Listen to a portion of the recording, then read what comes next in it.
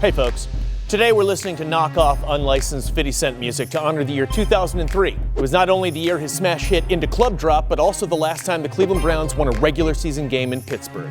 It's a remarkable streak that still stands following the fairly unwatchable showdown in the Dirty Burgh, in which the Browns treated their fan base to yet another offensive masterpiece, resulting in not one, not two, but 3 riveting field goal completions, courtesy of rookie spark plug Andre Szmyt. A 9-point explosion that I'm sure had all traveling Browns fans in attendance thanking their lucky stars that they decided to journey through the Alleghenies and make a Sunday of it. Let's look at this with some perspective. 22 years is a long time. If this losing streak were a person, it could legally drink booze, which is more than you could say for LeBron James back in 2003. But that's when the 18-year-old began his pro career. It's been that long. The last time the Browns won in Pittsburgh was the year that iTunes was born and MySpace launched, but Facebook status was still non-existent. The last time the Browns beat the Steelers in Pittsburgh, there were about 2 billion fewer people on the planet.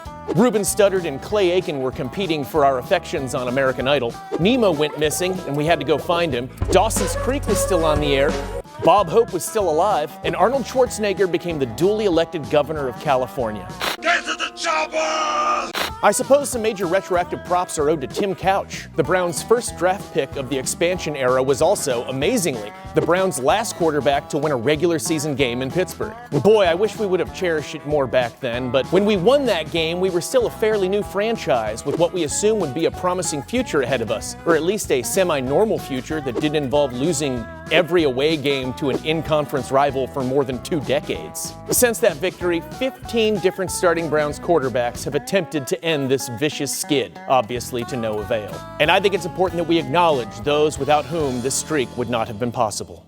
Jeff Garcia, Trent Dilfer, Derek Anderson, Bruce Gradowski, Colt McCoy, Thaddeus Lewis, Jason Campbell, Brian Hoyer, Johnny Manziel, Robert Griffin III, Deshaun Kaiser, Baker Mayfield, Deshaun Watson, Jameis Winston, and Dylan Gabriel. And it should be noted that Dylan Gabriel was just 1 year old when the Browns last won a regular season game in Pittsburgh, so he probably didn't even fully appreciate it at the time. Now, you'll notice that I kept saying we haven't won a regular season game in Pittsburgh in 22 years. That's because we did win a wild card playoff game back in 2021, but we don't bring that up because it was under Baker Mayfield, who we then got rid of, and then we got Deshaun Watson, and that hasn't worked out very well. So even our one victory in Pittsburgh over the last 22 years is so depressing to think about that we don't even mention it.